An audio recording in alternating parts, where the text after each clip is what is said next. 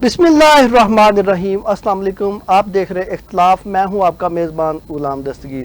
ناظرین، آج ہم اختلاف میں بات کریں گے مارکا حق کو 1 سال مکمل ہونے کو جا رہا ہے، اور کیا پاکستان امریکہ اور ایران کی مذاکراتی ٹیم کی میزبانی پھر کرے گا، اور پاکستان کا جاری آپریشن غضب للحق کے بارے اور دیگر موضوعات کے بارے میں بات کرنے کے لیے آج ہم نے دعوت دی ہے جمشید خان صاحب، سینئر رہنما پاکستان مسلم لیگ نون، محمد عتیق ملک، سینئر تجزیہ کار، اور میڈم عظمیٰ گل، دفاعی تجزیہ کار ہے۔ آپ تینوں مہمانوں کو پروگرام میں خوش آمدید کہتا ہوں۔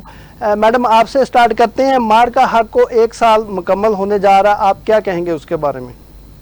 دیکھیے، میں یہ کہنا چاہتی ہوں کہ الحمدللہ اللہ کا شکر ہے، اللہ تعالیٰ نے ہمیں اتنی بڑی سعادت دی اور اتنی بڑی کامیابی دی۔ اپنے سے 5 گنا بڑے دشمن کے ساتھ ہم نے مقابلہ بھی کیا، اور پھر اس کے جس طریقے سے ہم نے اس میں کامیابی، فقید المثال قسم کی کامیابی حاصل کی، وہ واقعی اللہ تعالیٰ کا بہت، ہمیں جتنا شکر ادا کریں کم ہے۔ اور وقت یہ آ گیا کہ ہمیں تکبر نہیں کرنا چاہیے، ہمیں یہ نہیں سوچنا چاہیے کہ ہم نے بڑا کمال کر دیا، مگر بلکہ ہمیں عاجزی سے اللہ کے حضور اپنا سجدہ ریز رہنا چاہیے، اور یہ دعا کرنی چاہیے کہ آگے بھی اللہ تعالیٰ پاکستان کو ترقی کی وہ منزلیں اور وہ کامیابیاں دکھائے جو پاکستان کا مقدر اصل میں تھی، جو پاکستان جب بنا، جب ہم نے یہ ادھورا انقلاب جو پاکستان بنایا اس کو پورا کرنے کا جب خواب دیکھا، وہ اللہ تعالیٰ ہمیں اس راستے پہ گامزن کرے۔ تو قوم کو بھی ہر ایک کو مبارک ہو، مگر ساتھ ہی ساتھ یہ کہ اس میں ہمیں عاجزی کی ضرورت ہے، بجائے یہ کہ ہم یہ بڑا سمجھے کہ ہم نے بڑا تیر مار لیا ہے۔ یہ ضرور کام بہت بڑا ہوا ہے، مگر اس کے لیے ہمیں اللہ کو اس کا سارا کریڈٹ جاتا ہے۔ جی عتیق ملک صاحب، مارکا حق کو 1 سال مکمل ہونے جا رہا ہے۔ جیسے میڈم فرما رہی تھی کہ ہمیں اللہ کو یاد کرنا چاہیے، یہ نہیں کہ ہم نے بہت بڑا تیر مارا ہے، اس پر آپ کیا کہیں گے؟ بسم اللہ الرحمن الرحیم۔ دیکھیں جی، مارکا حق کے حوالے سے یہ تو اللہ پاک نے بڑا کرم کیا ہے، الحمدللہ، اور کرنے والی طرف کی ذات ہی ہے۔ بے شک اس میں انسان کے اگر اختیار میں دیکھا جائے تو کچھ بھی نہیں ہے۔ اس میں ہماری پاک فوج کا، ہماری عوام کا اور بہت سارا کریڈٹ جاتا ہے، اور سب سے بڑی بات یہ آتی ہے کہ ہم لوگوں میں اللہ پاک نے مسلمان ہونے کی حیثیت سے بہت جذبہ رکھا ہوا ہے۔ الحمدللہ۔ مسلمانوں میں سب سے بڑی کوالٹی یہ آتی ہے کہ وہ اپنے آپ کی جان قربان کرنے کو بھی شہادت کا رتبہ دیتے ہیں، اور ان کو پتہ ہے اگر ہم یہاں پہ بھی رہتے ہیں اور اگر ہمیں شہادت کا رتبہ مل جاتا ہے تو سب سے بڑی بات یہ ہے۔ اور جہاں تک میڈم کی بات آتی ہے تو میڈم نے بڑی اچھی بات کی ہے، اللہ کے آگے ہر وقت سجدے میں رہنا چاہیے، اور کیا ہمارے کامیابی میں بھی اور کیا ہماری ناکامی میں بھی اللہ کا شکر ادا کرتے رہنا چاہیے، اور جو وہ کام جو ہمارے پینڈنگ رہ جاتے ہیں وہ بھی اللہ پاک اسے مکمل پایہ تکمیل تک لے کے جاتے ہیں۔ اور یہ تو کوئی شک نہیں، بڑی ایک خوشی کی بات ہے کہ ٹائم اور وقت کتنی جلدی سے گزرتا ہے کہ 1 سال گزر چکا ہے مارکا حق کو، کل کی طرح یہ ہمیں آتا ہے، اور اب اس سے اندازہ لگا لیں کہ ٹائم کتنی جلدی، کتنی سپیڈ سے گزر رہا ہے، اور اتنی پاورفل ملکوں کے حوالے سے دیکھا جائے، اور پاورفل ہونے کے باوجود بھی اللہ پاک نے وہ عطا کی ہے چیز جو ہماری سوچ، ہمارے دماغ تک نہیں جاتی ہے۔ یہ سب اللہ پاک کا ہم اس حالت میں بھی شکر ادا کرنا چاہیے، ہمیں اس حالت میں بھی شکر ادا کرنا چاہیے۔ دیکھو اللہ پاک نے تو بہت ساری چیزوں میں کامیابیاں دے رہے ہیں نا رب۔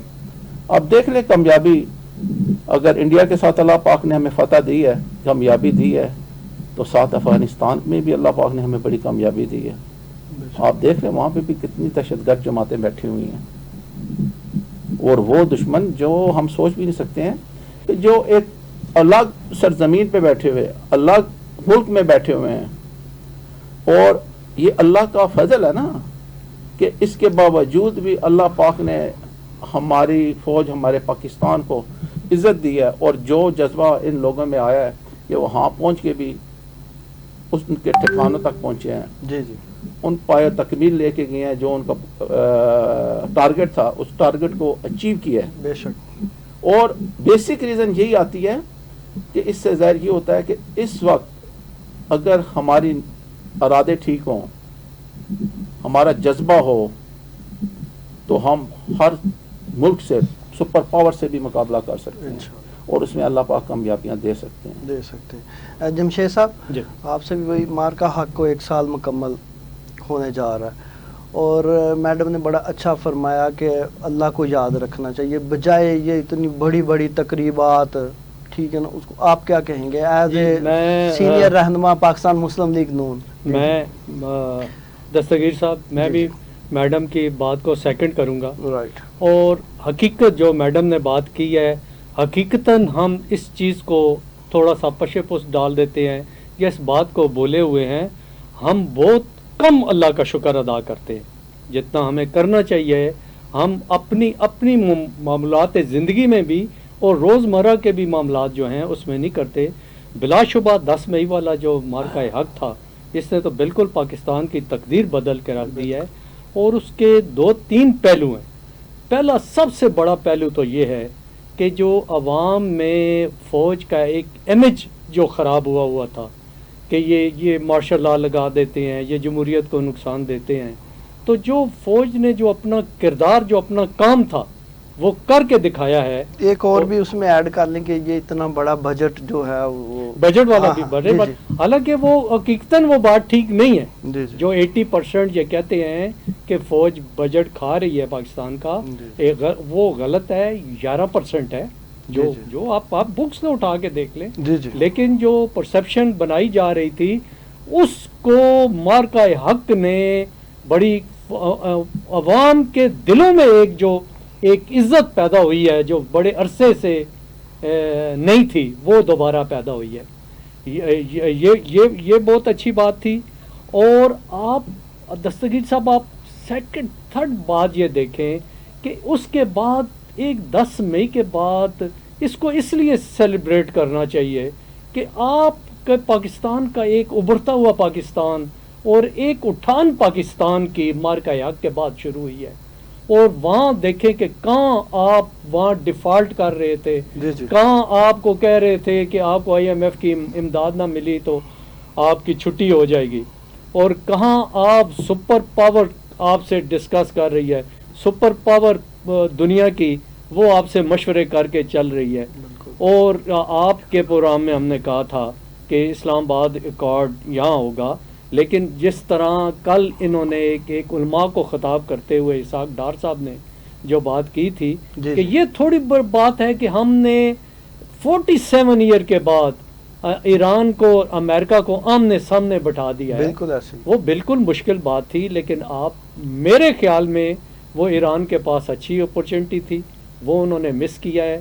پھر یہ جس طرح پاکستان ان کی مدد کر رہا تھا, پھر وہ کبھی چائنا جا رہے ہیں, کبھی روس جا رہے ہیں, لیکن دی اینڈ آپ دیکھ لیں کہ جیسے آپ ایک پیج کے پہ آ گئے ہیں دونوں ممالک اور وہ چیزیں طے ہو گئی ہیں.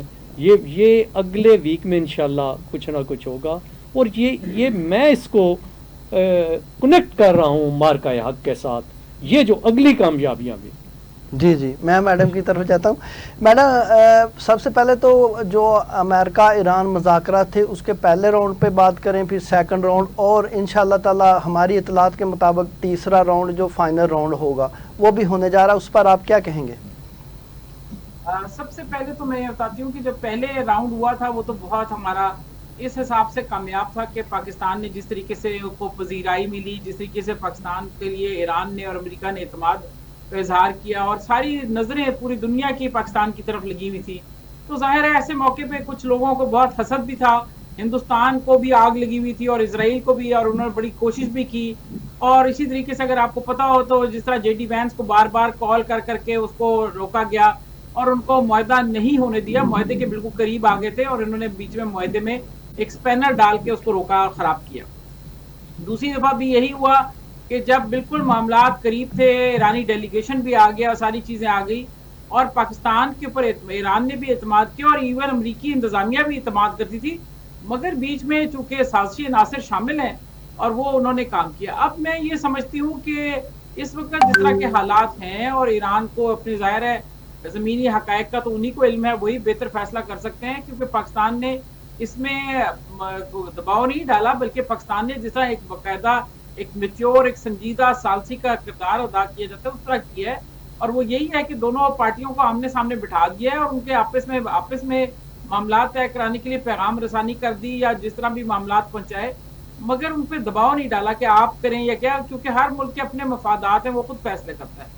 ابھی بھی جو 14 نکات کے اوپر بات چیت چل رہی ہے اور وہ کہہ رہے ہیں ایک صفحے کے 14 نکات کے اوپر بات ہے، تو یہ دیکھیں یہ تو پاکستان کی نیک نیت ہی، پاکستان تو بہت اچھی طرح کر رہا ہے، جس طرح اسحاق ڈار صاحب نے کیا ہے، جس طریقے سے ہمارے فیلڈ مارشل جس طرح شہباز شریف صاحب وزیر اعظم بھاگ کے ان کا تو آپ یقین کریں خود بھی حیران کن بات ہے کہ ایک انسان اپنی کیپیسٹی سے بھی باہر ان لوگوں نے بھاگ کے کام کیا، اور ایک کبھی ملک جا رہے کبھی دورے، کہنے کی بات ہے یہ بڑا مشکل کام ہوتا ہے جبکہ ملک کے معاملات بھی ڈیل کرنے تو کیا ہے۔ اب اللہ خیر کہ انشاءاللہ امید ہے کہ کوئی چیز بہتری کی طرف جائے گی، البتہ یہ امید کرنا کہ ایک دن میں وہ بٹن کی طرح آن آف ہو کے سب سیٹ ہو جائے گا، ایسا نہیں ہوگا۔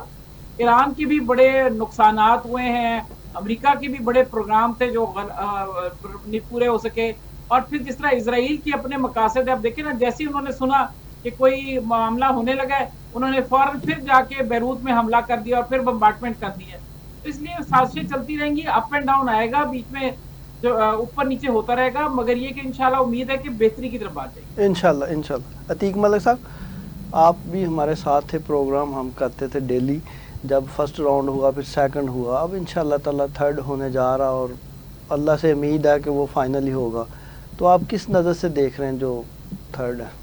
دیکھیں اس میں تو پاکستان کو ماشاءاللہ ہر ملک پوری دنیا بہت ہی اعلیٰ قسم کی نظر سے دیکھ رہی ہے۔ جی جی دیکھیں رونڈ جہاں تک ثالثی ہونے کی حیثیت آتی ہے تو یہ بھی اللہ پاک کی بڑی کرم نوازی ہے کہ پوری دنیا میں پاکستان کا ایک نام بننا ہے، الحمدللہ، اور انہوں نے دونوں ملکوں کو آمنے سامنے بٹھایا ہے۔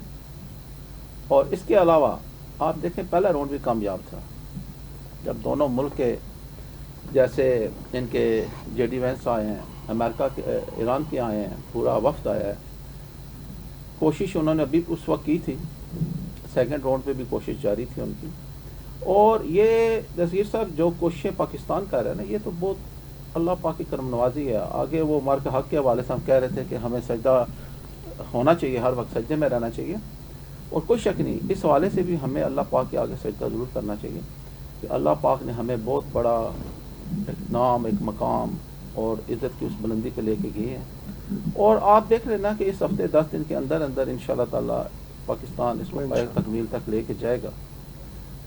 اسرائیل نہیں چاہتا ہے کہ امریکہ اور ایران کی جنگ بندی ہو، گو کہ اس وقت امریکہ بھی تھک چکا ہے، ایران بھی کافی حد تک تھک چکا ہے۔ دیکھیں ایران کی بھی بہت معیشت تباہ و برباد ہو چکی ہے، کہاں $1 تو کہاں 18 لاکھ ایرانی۔ دیکھیں انہوں نے بھی اس حد تک کیے ہیں، اور جو انہوں نے پابندیاں ایران امریکہ نے لگائی ہوئی ہیں ایران پہ، تو ایران کا بھی جو رائٹس بنتے ہیں وہ یہ کہہ رہے ہیں کہ چلیں ناکہ بندی آپ ختم کریں تو ہم اپنا ہرمز کو بھی جو سا نا۔ جی جی دیکھیں ابھی سافٹ کارنر آیا ہے ایران کے اندر، امریکہ کے میں بھی آیا ہے۔ یہ جو چھوٹی چھوٹی سازشوں کی وجہ سے جھڑپیں ہو رہی ہیں، جیسے امریکہ نے بورڈ پہ اٹیک کر دیا، ایران نے UAE میں اٹیک کر دیا ہے، آپ اندازہ یہ کر لیں نا UAE کی بھی حالت یہ دیکھ لیں کہ وہ بھی اسرائیل کے حوالے سے دیکھا جائے تو انہوں نے آپس میں اتحاد کر لیا ہے، انڈیا کے ساتھ کر لیا ہے۔ جی آپ ان چیزوں میں دیکھنا چاہیے یہ کہ ہمارے خلیجی ممالک کو بھی دیکھنا چاہیے کہ جہاں اتنی آگ لگی ہوئی ہے، امریکہ اور ایران کی پوری کوشش جاری ہے پاکستان کے حوالے سے کہ کسی طریقے سے جنگ بندی ہو، اس میں پوری دنیا کو بہت بڑا نقصان ہے، بہت بڑی معیشت تباہ ہو رہی ہے۔ یہ نہیں ہے کہ جہاں جنگ لگی ہوئی وہاں پہ تو ہونی ہے۔ دیکھیں امریکہ جیسے سپر پاور اتنی معیشت سٹرانگ ہے، اس کے باوجود اس پہ بڑا فرق پڑا ہے، اس میں ہر چیز مہنگائی کی طرف جا رہی ہے۔ کچھ لوگ کہہ رہے تھے آگے کہ مہنگائی نہیں، وہاں پہ بھی مہنگائی ہو رہی ہے۔ اور ایران کی جہاں تک آتی ہے وہ تو اتنے ٹائم سے لگا ہوا ہے، اتنے ٹائم سے اس کی جنگی پوزیشن میں ہے، اور ان کی تو معیشت اس حد تک زیرو ہو چکی ہے کہ وہاں کے جو عوام ہے تو عوام کے لیے بھی بہت ساری دشواریاں، بہت ساری پریشانیوں کا سامنا کرنا پڑ رہا ہے، اور ابھی ٹائم بنتا ہے، وقت بنتا ہے۔ ایران کو بھی اللہ پاک عزت دے رہا ہے کہ جب آپ کو اتنے ٹائم کے بعد بیچ میں ایک ثالث آیا ہے تو کوشش کرنی چاہیے ایران کو بھی کہ جو کریڈٹ وہ چائنا اور روس کو دے رہا اس سے 2 گنا کریڈٹ پاکستان کو دے. جی جی دیکھیں وہ اگر کر رہے ہیں تو پاکستان بھی کوشش یہی کر رہا ہے. اگر آپ پاکستان جنگ بندی کر دیتے تو فائدہ کس کا ہے؟ سب سے بڑا فائدہ ایران کا ہے. بالکل کہ وہاں پہ جب پرامن لوگ رہیں گے تو عوام بھی، ملک بھی اسٹیبل ہوگا، ملک بھی الحمدللہ کافی بہتر پوزیشن میں جائے گا. جن جن چیزوں سے ان کو محرومیاں ہیں وہ بڑے تکمیل تک جائے گا. لیکن ابھی دیکھیں پاکستان بے ضرر اور بے لوس کوشش کر رہا ہے کہ کچھ سافٹ کارنر امریکہ کرے، کچھ سافٹ کارنر ایران کرے، کچھ چیزیں ان کی مانے، کچھ چیزیں ان کی مانے. دیکھیں ماننے سے ملنے جلنے سے معاملات حل ہو سکتے ہیں نا. ابھی جیسے انہوں نے اٹیک کیا ہے تو سعودی عربیہ کے جو تھے انہوں نے بھی کہا ہے، سٹاپ کروایا اس کام کو، پاکستان نے بھی کروایا ہے. اور اگر اس کو چھیڑنا چاہتے تو یہ دیکھ لیں کہ کہاں تک چلا جاتا. یہ تو دوبارہ پھر وہ جنگ بندی تو نہ ہوتی نا، پھر تو وہ جنگ چلتی رہتی، سلسلہ چلتا رہتا، یہ رکنے کا نام نہیں لیتا. عوام جہاں تک بات آتی ہے وہاں کے پاس درار انقلاب. مین چیز تو وہ آتی ہے کہ وہ نہیں چاہ رہا ہے، وہ چاہ رہا ہے کہ ہم اگر کھڑے ہوتے ہیں تو کسی پوائنٹ پہ کھڑے ہوں. اگر ہم جنگ بندی کرتے ہیں تو اس میں ہمارے حوالے سے جو چیز ہمارے لیے بہتر ہے ہم اس حد تک سافٹ کارنر کر سکتے ہیں جس حد تک ہمیں سمجھ آتی ہے. جو ہمیں سمجھ نہیں آتی ہے ہم اس پہ کبھی بھی نہیں کریں گے. لیکن ابھی جہاں تک بات آتی ہے ایران کو کافی ساری چیزوں کی سمجھ آ چکی ہے. جی جی ان کو پتہ چل چکا ہے کہ مزید آگ بڑھنے سے ہمارے فائدے نہیں ہیں، بالکل ایسے ہمارے نقصانات ہی ہیں.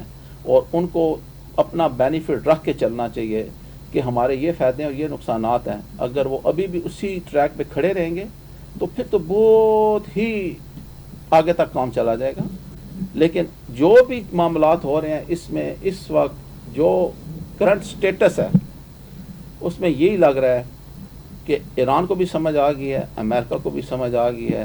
امریکہ کو تو پہلے ہی آ گئی تھی. اس کو یہاں پہ جمشید صاحب سے پوچھ لیتے چاہیے اور رکاوٹ پیدا کرنی. جمشید صاحب سے پوچھ لیتے ہیں. جمشید صاحب آپ رہنما پاکستان مسلم لیگ نون ہے اور آپ مذاکرات تیسرے راؤنڈ کے حوالے سے بتائیں گے کیا انتظامات شروع کر دیے؟ کیونکہ ہمیں اطلاعات یہی ہے کہ تیسرا راؤنڈ ہونے جا رہا ہے، اس پر کیا کہیں؟ یہ اگر آپ نے یہ سمجھنا ہے کہ مذاکرات شروع ہو گئے کہ نہیں، آپ نے صرف پیر بدائی کے اڈے پہ نظر رکھنی ہے.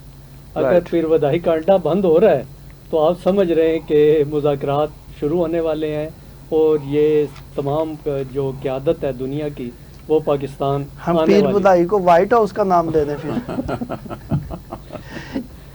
تو کیونکہ پچھلے جو دوسرے راؤنڈ میں جو ہے وہ سب سے زیادہ لوگ بلکہ لوگوں نے ٹی وی پروگرام شروع کر دیے تھے کہ وہ بندش کی وجہ سے. حالانکہ لوگ یہ سمجھ نہیں پا رہے تھے کہ اس وقت پاکستان سٹینڈ بائی پہ تھا کہ کسی بھی وقت وہ ایک گروپ آ سکتا ہے دوسرا وقت. اور اس لیول کی جے ڈی وینس کے لیول کی اور ٹرمپ صاحب کے لیول کی سیکیورٹی مینٹین رکھنا یقیناً وہ یہاں کوئی نہ کوئی گوار واقع ہو جائے.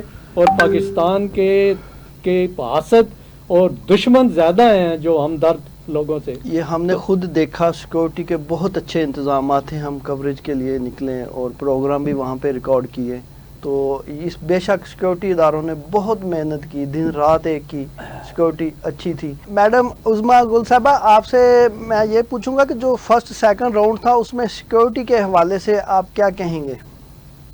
دیکھیے اس میں سب سے پہلے تو پہلے راؤنڈ میں بھی اگر آپ کو یاد ہو تو ایران کے اوپر تو بہت ہی مشکل حالات ہے. پتہ نہیں لگ رہا تھا اس سے پہلے جس طریقے سے آیت اللہ علی خامنئی کو انہوں نے ان کی شہادت ہوئی اور جس طریقے سے ان کے رفقا کو مارا گیا تو اس سے یہی تھا کہ پتہ نہیں پاکستان بھی وہ اس قسم کا ڈیزائرڈ تحفظ دے پا سکے گا کہ نہیں، اور کس قسم کا ان کو. اور پھر امریکن جو جے ڈی وینس آ رہے تھے نائب صدر، ان کے لیے بھی بہت ہی پریشانی کا کام تھا اور بہت ہی ذمہ داری کا کام تھا. اور اتنے احسن طریقے سے پاکستان نے اس کو نبھایا کہ دیکھنے کے لائق تھا کہ جب یہ مذاکرات ختم ہو رہے تھے تو اس زمانے میں امریکہ میں باقاعدہ ایک تحریک سی چل رہی تھی کہ انہوں نے کہا کہ ایرانی ڈیلیگیشن آیا ہوا ہے اور اسی کو یہاں سے مار دیا جائے.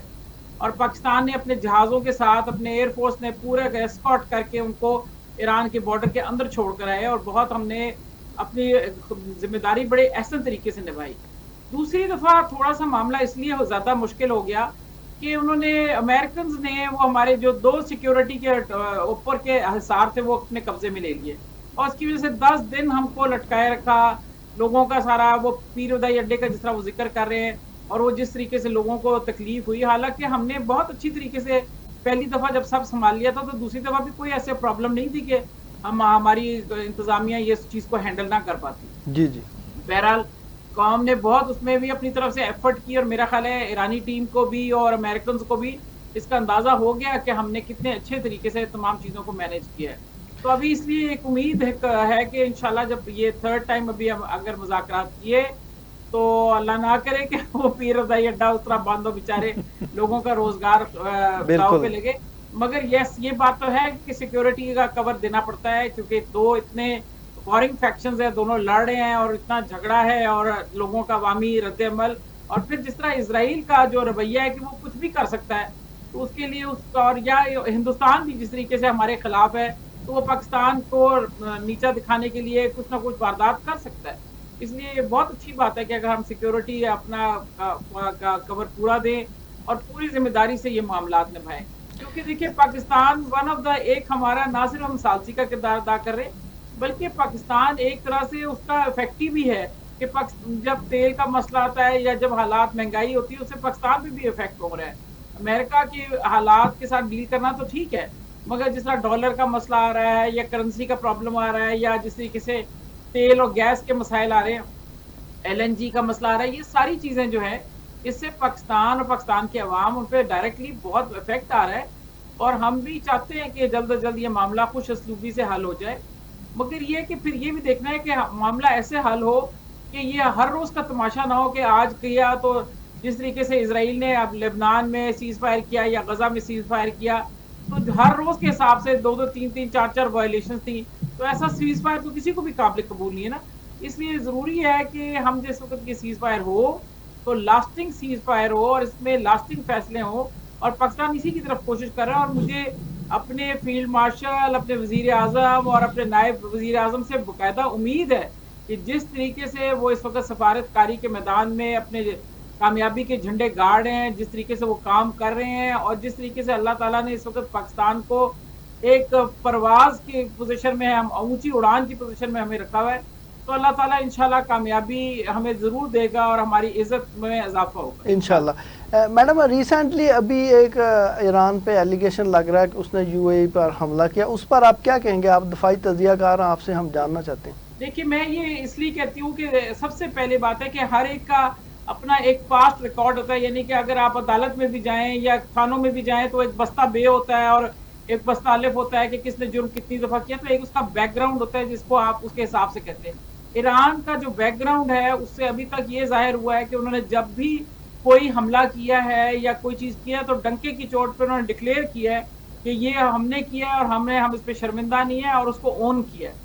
इसलिए मेरा अपना ज़ाती ये ख्याल है कि जब वो अब कह रहे हैं कि UAE में हमने ये फॉल्स फ्लैग ऑपरेशन और हमने नहीं किया तो मुझे यकीन है कि उनकी ये वो बात सही कह रहे हैं और ये इजराइल की शरारत है क्योंकि वही चाहता है कि हम मुसलमान ममालिक को आपस मिल रहे हैं। और इसी तरीके से आप देखिए सऊदी अरब ने भी इस दफ़ा आज जिस तरह मोहम्मद बिन सलमान साहब से बात हुई, प्रिंस से, और ट्रंप ने भी बात की, उन्होंने हर तरीके से उन्होंने कहा कि हम अब सऊदी फ़िज़ाई हदूद वगैरह इस्तेमाल नहीं करने देंगे क्योंकि हम मुसलमान मुल्क आपस में लड़ने पे तैयार नहीं है। तो ये जो सारी एक सोच का अंदाज है वो बता रहा है कि इजराइल की तरफ से शरारत की गई है क्योंकि पहले भी जितने कई अटैक्स थे सऊदी अरब पे तो वो ईरान ने कह दिया था कि हमने नहीं किए, तो वो जब कहते हैं तो वो उन्होंने बताया भी है जहाँ किए वो माने भी है। इसलिए मेरा ख्याल है उनकी बात को मान लेना चाहिए, तस्लीम करना चाहिए और ये शरारत का पीछे जो मंबा है इजराइल, इसके ऊपर हमें नजर रखने की जरूरत है। जी मलक अतीक साहब, यही बात UAE वाली ईरान के अटैक के वो एक्सेप्ट नहीं कर रहा ईरान, उस पर आप क्या कहेंगे? देखें जी, इस बात पर तो मैं इख्तलाफ नहीं करता, मैडम गुल साहबा जो कह रही हैं वो ठीक कह रही हैं। जी कि देखें युद्धो नसारा तो शुरू से साजिशें तो कर रहा है, इसमें तो 1% भी हम दूसरे हवाले से सोच नहीं सकते हैं। जब जंग छिड़ी थी ईरान की तो उस वक्त भी कुछ अटैक उन ममालिक में हुए थे जिसमें ईरान ने वादे कहा था कि इन ममालिक में हमने अटैक नहीं किए हैं। देखें उन्होंने बात बड़ी अच्छी की है कि ईरान डंके पे चोट पे आके बात करता है और अगर करता भी है, कहता भी है तो कहता हमने किया है। لیکن خلیجی ممالک میں جہاں ان کے بیسز تھے پہلے انہوں نے جہاں اٹیک کیے ہیں تو وہ انہوں نے بتائے ہیں. بالکل ایسے. ابھی دیکھیں اسرائیل کے حوالے سے دیکھا جائے کہ امریکہ کو لانے والا تو اسرائیل ہی ہے نا. امریکہ کہاں، اسرائیل کہاں، ایران کہاں، پاکستان کہاں، بہت ڈسٹینس ہے. امریکہ تو اپنے اسپیڈ سے لگا ہوا اپنے کام کر رہا ہے. لیکن ابھی جہاں ان کو نظر آ گیا کہ پاکستان ثالثی بن چکا ہے اور یقیناً جنگ بندی ہو جائے گی. امریکہ کی طرف سے بھی کافی سارے پوائنٹ اس کو نظر آ گئے ہیں، ایران کی طرف سے بھی کافی ساری لچک نظر آ گئی ہے، اور ان چیزوں کو مد نظر رکھ کے اس نے جو بھی کام کرنا تھا کیا ہے، لیکن اس سازش میں وہ کامیاب نہیں ہو سکا ہے. آگے آتی ہے جنگ بندی کے حوالے سے آپ بات کر رہے تھے. دیکھیں پاکستان کیا یا اور ملک کیا، جو جمہوریت ہوتی ہے نا، جمہوریت، جمہوری نظام، اب بھائی ہمارا پاکستان کا بھی جمہوری نظام ہے نا. دیکھیں جو انٹرنیشنل لیول کے جتنی بھی دنیا جتنے بھی ممالک بزنس کرتے ہیں یا برآمدات یا امپورٹ ایکسپورٹ جو بھی بزنس کرتے ہیں، جتنا بھی پاکستان میں یا جو ممالک میں آتا ہے وہ صرف جمہوری نظام کی وجہ سے آتا ہے. آپ دیکھ لیں ماشاء اللہ کی حکومتوں میں لوگ میجارٹی میں ملک ہاتھ نہیں ڈالتے ہیں. اس وجہ سے نہیں، جمہوریت میں کافی ساری لچک ہوتی ہے. ان کو ان ممالک سے بھی وہ اٹھنا بیٹھنا رکھتے ہیں کہ جن ممالک مخالفین میں آتے ہیں، جن سے بن نہیں پاتی ہے، لیکن ان سے بھی وہ بزنس کرتے ہیں. صرف اور صرف لانے کا مقصد یہ ہوتا ہے کہ اپنے ملک کی جمہوریت کو، اپنے ملک کی معیشت کو اپنے ملک کے حوالے سے بہتر بنانے کی. اب ایران دیکھا جائے تو ایران میں جو جمہوری نظام چل رہا ہے وہ جمہوری نظام نہیں ہے. آپ صرف یہ دیکھ لیں کہ وہ اٹل کھڑے ہوئے ہیں اپنے ارادوں پہ، ان کے اندر سافٹ کارنر کسی جگہ بھی نہیں آ رہا ہے. اگر دیکھا جائے تو آج 40-50 سال سے وہ ملک جنگ کر رہا ہے تو اس نے کیا کھویا کیا پایا. ملک کس حد تک چلا جا چکا ہے، اس حد تک ذخائر ہیں، آئلی ذخائر ہیں اور بہت سارے ذخائر ہیں ایران کے اندر. اگر وہ چاہے تو بہت پیک پہ جا سکتا ہے. اس کی بیسک وجہ یہ ہے کہ پاسداران انقلاب مین ان کا کرتا رہتا ہے. جو وہ کرے گا، جو چاہے گا وہ ہوگا. اس میں حکومتی حوالے سے اگر آج ان کو جمہوری نظام کے حوالے سے اختیارات دے دیے جائیں تو یہ ملک بھی بہت پیک پہ جا سکتا ہے، ان کی عوام بھی جا سکتی ہے. لیکن وہی والی بات ہے، ابھی ہمارے ملک میں جب مارشل لا لگتا ہے تو ہمیں پتہ ہوتا ہے، پوری دنیا کا پتہ ہوتا ہے کہ اٹل ایک ہی بات کرنی ہے. جب جمہوری نظام آتا ہے تو پتہ اس میں لچک آ سکتی ہے. آگے آپ بات کر رہے تھے سیکورٹی کے حوالے سے، تو ہمارے ملک میں دیکھیں یہ پاکستان کی مجبوری بھی ہے اور ضرورت بھی ہے اور حق بھی بنتا ہے کہ اتنے ملک سے ہمارے ملک میں مہمان آ رہے ہیں اور ہمارے ان کی حفاظت کرنا ہمارا حق بنتا ہے. اگر اسلام آباد بند ہو رہا ہے تو وہ سوشل میڈیا میں ایک جوک آتا تھا کہ یار مہربانی کریں، اب بنائے حرمز کو کھولنے کے لیے بہت سارے مذاکرات کیے، اب اسلام آباد کھولنے کے لیے کون سی ٹیم آئے گی مذاکرات کرنے کے لیے. جمشید صاحب میں آپ کی طرف آتا ہوں. جی جمشید صاحب آپ کی طرف آتا ہوں. میں میڈم سے پہلے میڈم میں آپ سے جاننا چاہتا ہوں، آپ دفاعی تجزیہ کار ہیں، امریکہ کا ایران پر حملہ کیا رانگ انفارمیشن تھی صدر ڈونلڈ ٹرمپ کو، جیسے وینزویلا والا انہوں نے سین کیا، اس پر آپ کیا کہیں گے؟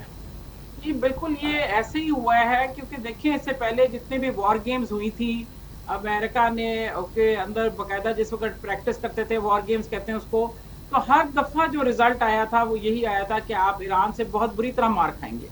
تو اس دفعہ واحد چونکہ انہوں نے اپنے انٹیلیجنس جو موساد کا انٹیلیجنس چیف تھا وہ گیا اور انہوں نے شیطن یاو نے، میں تو ان کا اس کا نام بھی نہیں لیتی صحیح طرح، کہ وہ شیطن یاو نے اس کو بلا کے ساتھ میٹنگ کرائی پریزیڈنٹ ٹرمپ کے ساتھ اور کہا کہ یہ دیکھیں یہ بھی بتائے گا کہ اس دفعہ کتنا آسان ہوگا کہ 48 گھنٹے کے اندر ہم جو ہے پورا اڑا دیں گے، کیونکہ ہم آیت اللہ علی خامنئی کو جس وقت مار دیں گے تو سارا کام ہو جائے گا. پورے عوام خلاف ہو گئے ہیں مہنگائی کی وجہ سے اور یہ تصویر ہے. مگر وہ یہ بات نہیں سمجھے، ساری جہاں ہر جگہ بات کو جہاں غلط جس طرح تجزیہ کرتے رہے کہ دیکھیے یہ ان کے لیے، ایران کے لیے آیت اللہ علی خامنئی جو ہے وہ پوپ کی طرح تھے، اور پوپ کی جو حیثیت ہوتی ہے آج وہ پورے ویٹیکن میں یا پورے عیسائی دنیا میں کوئی اس کو کچھ نہیں کہہ سکتا. اب آیت اللہ علی خامنئی کی جو حیثیت تھی وہ ریلیجس لیڈر بھی تھے، وہ صرف حکمران نہیں تھے، اور اب ولایت فقیہ کا نظام ہے. انہوں نے جس وقت उनको इस बेदर्दी से मारा, उनकी शहादत हुई और उनके फैमिली और बच्चे, तो पूरी कौम उनके पीछे खड़ी होगी। उनको कुर्बानी उन्होंने जो दी, उस कुर्बानी को सब लोगों ने, तो कौम जब भी कभी बाहर से हमलावर आते हैं, जुल्म करते हैं या कोई ज्यादती करते हैं या 185 बच्चियां मार दी, उसकी वजह से पूरी कौम मुत्तहिद हो गई। और ये जो सारी प्लानिंग थी ये सारी फेल हो गई कि 48 घंटे क्या वो देखने आज 3 महीने होने को आ रहे हैं या 2.5 महीने, 2 जो भी टाइम गुजर रहा है, ईरान अपनी जगह से टस से मस नहीं हुआ। और वो इसी वजह से, जब जिस तरह पहले भी कह रहे हैं कि जी ईरान में बड़ा सख्त रवैया रखा हुआ है, तो इसलिए कि कौम उनको नहीं निकलने दे रही। जिस वक्त जरा सी भी बात आ रही थी कि जब आप नए हुर्मुज़, जब उन्होंने अब्बास अराक्ची साहब ने कहा कि हम उस पे से हटा रहे हैं, तो उसी वक्त आपने देखा कि ईरान के अंदर बहुत राइट शुरू हो गए और अपने हुकूमत के खिलाफ लोग खफा हो गए थे, लड़ना शुरू हो गए थे। इसलिए कि कौम भी तो देखे ना, आप रियलाइज करें कि कौम के साथ क्या है। 47 साल से उन पे सैंक्शंस लगी हुई हैं, उनको हर किस्म की पाबंदियों का किया, और फिर एक शख्स जो कि 86 साल बुजुर्ग थे, उनके रिलीजियस लीडर थे, आपने उनको जाके ऐसे मार दिया, ऐसे शहीद कर दिया, बच्चियां स्कूल की मार दी। तो वो जो इफेक्ट हुआ है वो ये कि वो बिल्कुल मिसकैलकुलेशन हुई है और इन्होंने बिल्कुल ट्रम्प साहब को गलत बताया, सदर ट्रम्प को, और वो फंस गए सारे लोग। अब प्रॉब्लम क्या है? प्रॉब्लम ये है कि जी चूंकि अमेरिका जो है एक सुपर पावर है, अब सुपर पावर का अब शिकस्त तस्लीम करना भी आसान नहीं है। उसके लिए उसको एक, जिसको कहते हैं ग्रेसफुल एग्जिट चाहिए होता है। ट्रम्प को ग्रेसफुल एग्जिट नहीं मिल रहा, वो कैसे निकले? क्योंकि जिस तरीके से इजराइल ने उसको फंसाया है, उस चीज में से निकलना भी आसान काम नहीं है। ऊपर से ईरान का भी रवैया ऐसा है कि वो कहते हैं ठीक है, तुमने हमारे साथ हमारा आयतुल्लाह मारा है, आम बात तो नहीं है, आप मुझे बताएं कितनी सख्त तकलीफ उनको हो रही होगी। आज हमारे किसी एक हमारे आलिमों को किसी को कुछ कह देता है कोई, तो आप देखिए हमें कितना तकलीफ होती है। तो उनका तो वो सब कुछ था ना, बंदा एक इतना बड़ा लीडर था उनका, उनके साथ जो कर दिया उसकी वजह से ये चीज अब बिल्कुल इनके कंट्रोल में से हैंडल नहीं हो रही। इसका आसान तरीका मैं समझती हूँ कि अमेरिकन प्रेसिडेंट को माफी मांगनी चाहिए कि जी हमने ये गलत फैसला किया कि आपके आयतुल्लाह के साथ ये किया, ज्यादती की, और उसका ग्रेसफुल एग्जिट, अपनी गलती तस्लीम करके बात को खत्म करने की बात करनी होती है। आप कभी गलती तस्लीम करने से बड़े छोटे नहीं हो जाते। मगर चूंकि एक वो इजराइल ने उनको आगे लगाया हुआ है इस चीज में, वही मर्जी से चलते हैं। अभी तो पिछले दिनों ये भी इजरायली वजीर आजम ने कह दिया कि जी ये मुझे रोजाना रिपोर्ट करते हैं अमेरिकन प्रेसिडेंट। तो आप खुद ही से अंदाजा लगा ले वो क्या सिचुएशन को डील कर रहे हैं। तो इसलिए ये मामला इतनी आसानी से अभी हल नहीं होते। अलबत्ता आहिस्ता आहिस्ता जैसा पाकिस्तान एफर्ट कर रहा है, मुझे उम्मीद है कि कुछ अरसे में कुछ गिव एंड टेक होते कहीं ना कहीं बात किसी अच्छी जगह बैठ जाए इंशाल्लाह। मैडम, आप दफाई तजियाकार में फ़ायदा उठाते हुए हमारा एक अफगानिस्तान के साथ ऑपरेशन ग़ज़ब-उल हक़ चल रहा है, उस पर आप क्या कहेंगे? देखिए, मैं ये कहती हूँ कि देखिए अफगानिस्तान के जो ग़ज़ब-उल हक़ को जो है, मैं उसकी 100% सपोर्ट करती हूँ, क्योंकि हमारा मकसद देखिए, हमारी क़यादत का काम ये है कि अपने एक पाकिस्तानी के खून का एक कतरा भी काबिल कबूल नहीं है कि कोई बहाए। नाजायज़ इस तरीके से जाना, जिस तरह हमारी शहादतें हो रही है, हमारे रोज़ाना दहशत गर्दी के वाक़यात में इंडिया और इजराइल उनको ट्रेनिंग करके भेज रहे हैं और लोगों को, और हमारे लिए प्रॉब्लम कर रहे हैं। तो बिल्कुल कितनी वार्निंग्स दी हैं, कितनी दफ़ा कहा, उनको समझाया, बार बार बताया, बार बार कहा गया, वो नहीं माने। अब बिल्कुल मैं ये कहती हूँ कि बिल्कुल सही फैसला हुआ है और उनको अंदर घुस के मारना चाहिए और बफर जोन भी बनाना चाहिए, ताकि आइंदा के लिए भी हमारे लिए इनको कोई किसी की गुंजाइश ना हो। मगर साथ ही साथ मैं ये भी कहना चाहती हूँ कि इसमें इंसानी हमदर्दी का मामला भी रखना चाहिए कि अगर हुकूमतों के साथ मामलात नहीं होते, या हमें तालिबान ग्रुप में कुछ हमारे खिलाफ लोग हैं, TTP है, BLA को सपोर्ट कर रहे हैं, तो तब भी हमारे अफगान अवाम से ताल्लुकात नहीं खराब होने चाहिए। क्योंकि देखिए, उनकी ट्राइबल कल्चर है, आधा ट्राइब इधर है, आधा पाकिस्तान में है या आधा उधर है।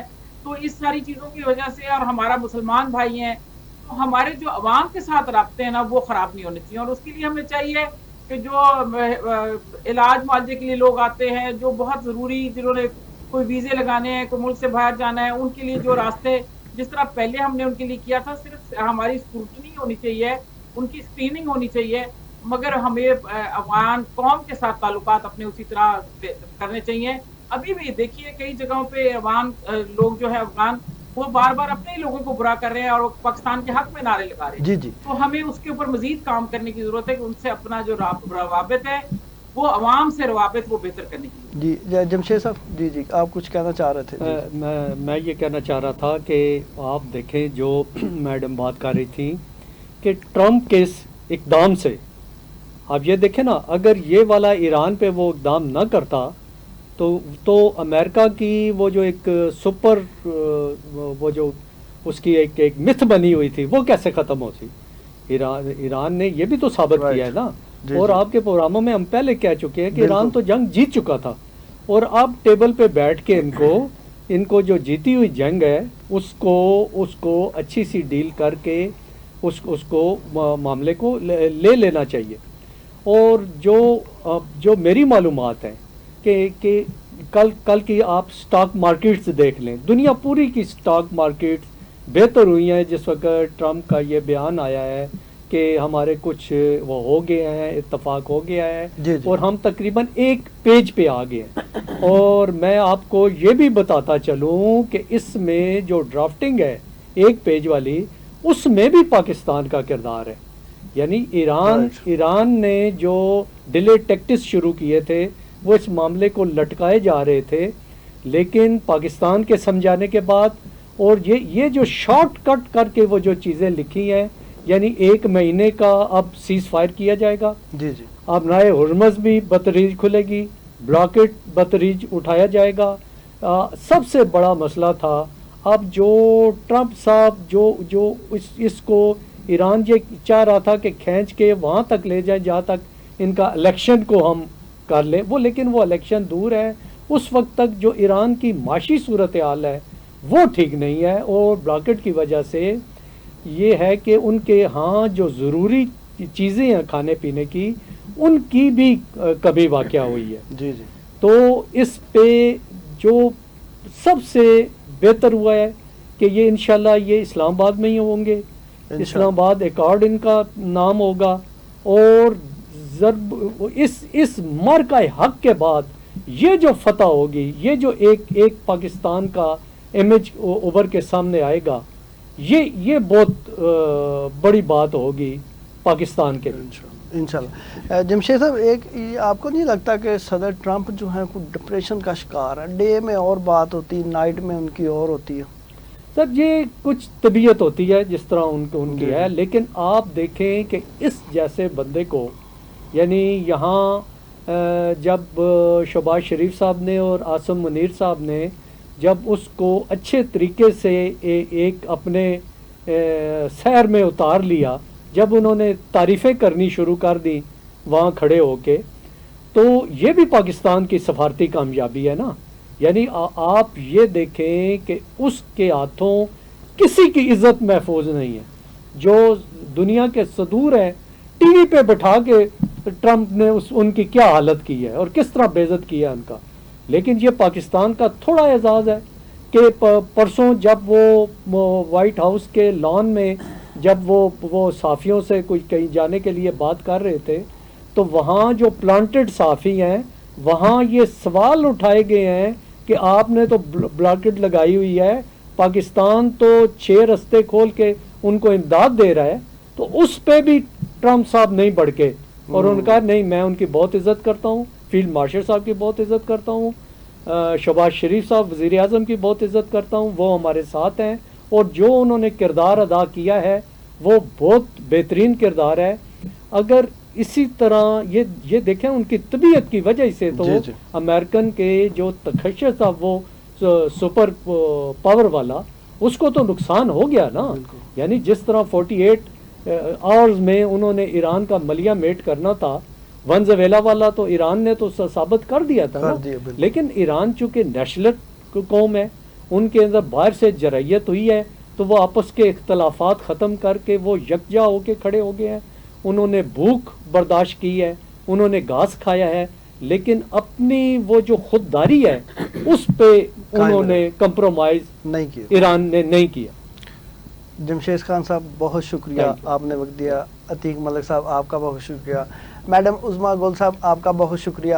ناظرین، یہ تھا آج کا اختلاف. انشاءاللہ بشرط زندگی آپ سے ملاقات ہوگی اگلے پروگرام میں. تب تک کے لیے اپنے میزبان کو اجازت دیجیے. اللہ حافظ.